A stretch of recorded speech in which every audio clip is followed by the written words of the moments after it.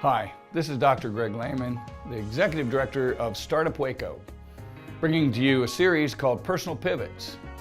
The pivot today is about the time I learned when opportunity is not the same thing as calling. Now you might think, after I went to all this bother to get a PhD in chemical engineering, that it would be obvious that I needed to plug right back into the chemical industry or into the academic world, somehow use that PhD in chemical engineering. And toward the end of my graduate studies at Illinois, I was searching for what comes next and applied for a Fulbright in Israel. And I got that Fulbright.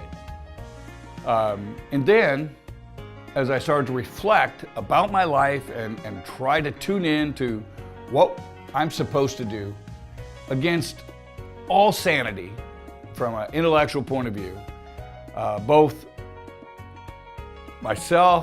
me and my wife really felt like, for some crazy reason, this is not the right thing for us to do right now. And I didn't know why. I just knew I couldn't get past that sense that this is not the choice we're supposed to make. Now, if you know about Fulbright fellowships, you know they are hard to get and they are rare opportunities. And quite honestly, I spent decades, at least partly, second-guessing the decision not to go. So what did I do instead? I did something totally off the page, an opportunity that presented itself that resonated with my sense of calling, inexplicably again.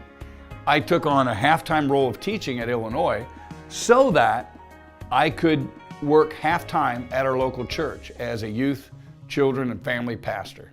And I did that for 3 years. Now, it's multiple decades later, and I can tell you why all that makes sense.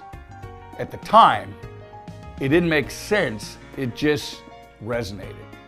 And what I know I learned in that process, those 3 years working with a team of volunteers to gather them around something that mattered to them profoundly, the welfare of their children and the training of those children, taught me things that are invaluable.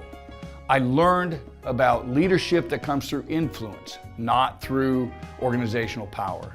I learned how to coach people who were trying to do things well, particularly in the work I did with men who were trying to figure out how to lead their families in those days. That was a huge burning issue. What's that look like? And we were trying to learn together. But I think really there is where my instincts as a coach were formed.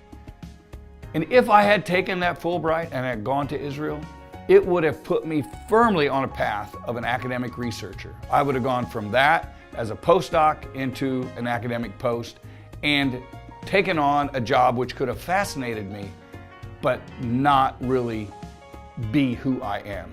I am very much an applied world person. I don't fit in the world of studying one thing to death, even though I can be fascinated by it.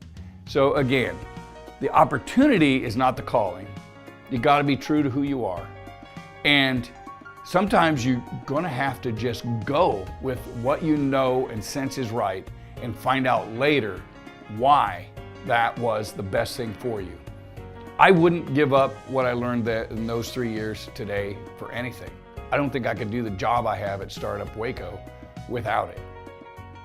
I'm sure you're going to discover something later on just like that.